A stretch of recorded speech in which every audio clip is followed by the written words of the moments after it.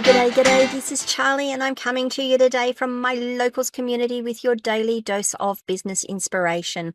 Come on over and join me at askcharlieleetham.locals.com. You can join the community for free. You can become a supporter to be able to comment on the conversations, join in the conversations, create your own conversations, and access supporter-only content. Let's get on with today's daily dose of business inspiration. Topic number 179, the art of decision making. This is a tough one. I actually used to live with someone that avoided making decisions, and it didn't matter how many times it was pointed out that not making a decision was making a decision. We still didn't make decisions. It was very, for someone like myself, it was very difficult. So I couldn't understand it, and I had to do a lot of work around it. But art of decision making, effective decision making is the process of choosing the best course of action amongst several alternatives. Now, I shouldn't have to just explain that one. I know most of you are really clever. Well, no, I know all of you are really clever and probably know it, but it doesn't hurt to reiterate what that definition is. It's important because decision making is absolutely crucial for your business success. It impacts your strategies, operations, and overall performance. As I said, I used to live with someone who would not make a decision, so it was really, really hard to, and I'm not talking just, in the business sense as well, but not just in the business sense, in a personal sense, in our own personal lives. I You couldn't make plans for dinner. You couldn't, what time do we need to leave? What do we have to do?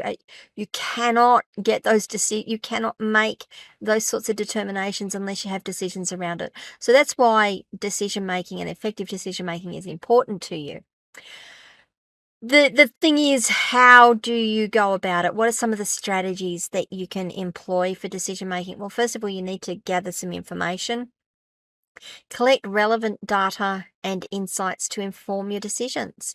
You need to look at your options and weigh them out. Look at the pros and cons or the risk analysis. Do a risk analysis of what your options are before making a choice, what your alternatives are before making a choice. You then need to absolutely take decisive action. Once a decision is made, you need to commit to it and take action on it confidently. All right, so let's go through some of those. There's a little bit more here to do, but let's just go through some of those. So gather information, collect relevant data and insights to inform your decisions. All right.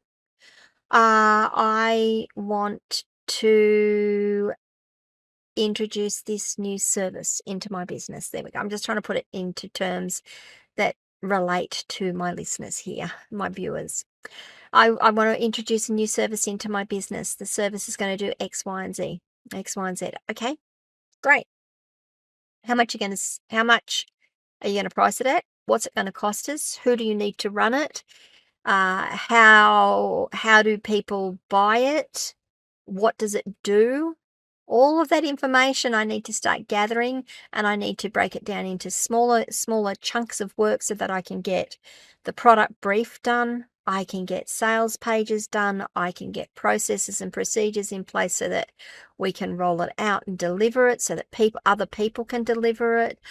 We need to have some quality assurance put in place. So all of that information needs to be gathered and brought together. And then I can look at, well, how much do I want to sell it for? I don't know. Well, go and get information about how much similar things sell for. How much does it cost you to deliver, and how much money do you want to make on that? There's another way of looking at how much is it going to sell for. So I can get all of that information, and now I can start to make some decisions as to how much I want to sell it for. Weigh the options. Well, do I want to just do it as a cost plus? Do I want to do price matching in the industry? What are my other options there? How do I look at what are the alternatives in pricing my service? Okay, once you've made your decision as to how you're going to price it, get it out there. Tell people what it is.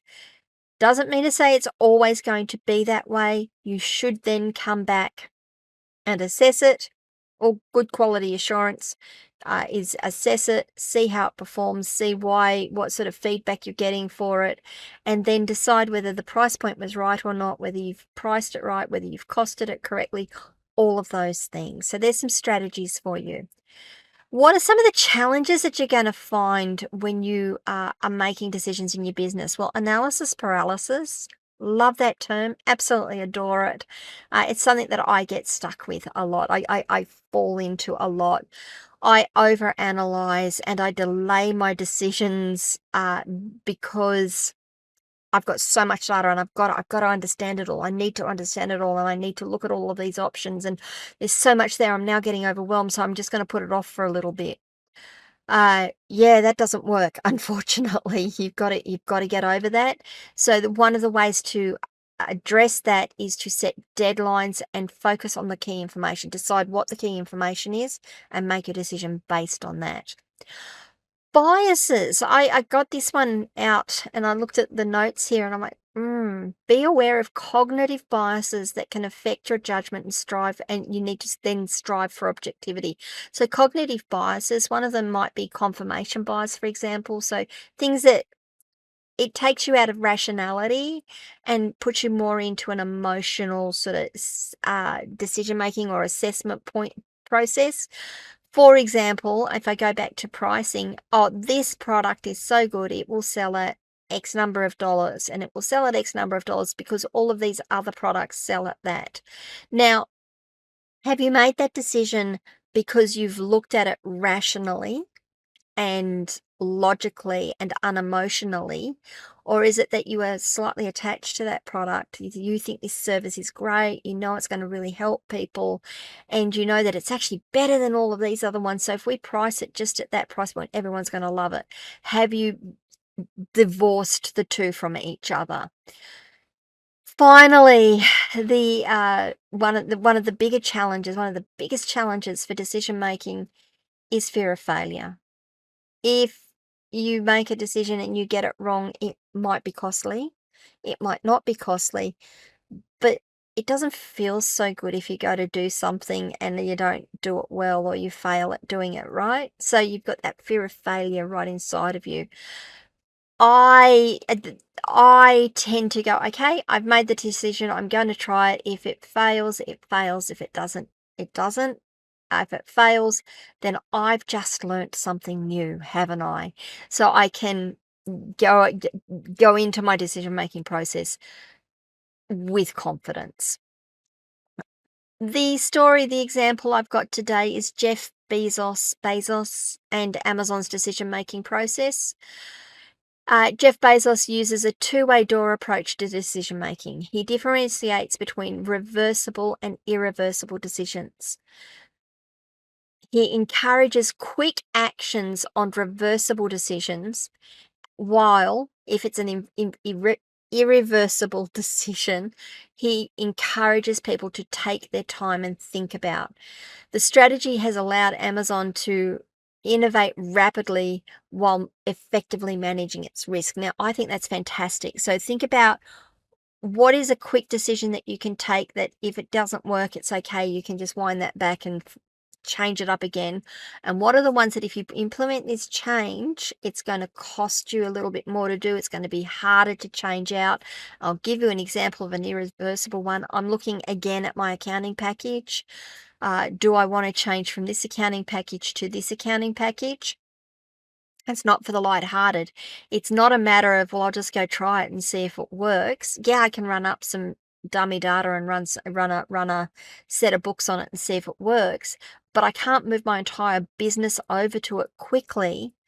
Well, I can move it quickly, but if it doesn't work, that's a lot of effort to move all of my data across, to get all of my invoicing coming out of the new system, to get all of the invoices updated, and all of my clients updated to accept that these invoices are now going to come out of this new system, to find out that it's not going to work for me. And that's a big risk. Absolutely big risk. So it's not saying I'm going to do quickly. I can see I'm thinking about it though. And one of the things I can do to manage that risk is to put some dummy data in and run a dummy system for a bit and see how that runs. set up some dummy dummy customers, dummy suppliers, have invoices coming in, sending invoices out, paying bills. See how it all works for me. See if it actually works in a dummy system before I move it across. That's how I would manage my risk on that, just for example. So there you go. Decision making. You're going to have to, in the course of your life, you are going to make millions and millions and millions and millions of decisions. It can't be avoided. The question is, are you going to make those decisions consciously for your business, or are you going to let circumstances make those decisions for you? And if you do make them for yourself, can you be confident in making them and doing them quickly and managing all of your risk around it? Okay, I've rabbited on enough. Let me know what you think. Come across to Locals, askcharlyleetham.locals.com. Join the conversation there. Please remember to like this video, subscribe to my channel, ring the notification bell so you find out when I drop more content. If you're listening to this or watching this somewhere where you can leave a review, please leave a review. I would appreciate it. And maybe share this content with someone else today. That would be great. Tomorrow, I will see you for topic number 180, the role of mindfulness in business. See you tomorrow, guys. Bye.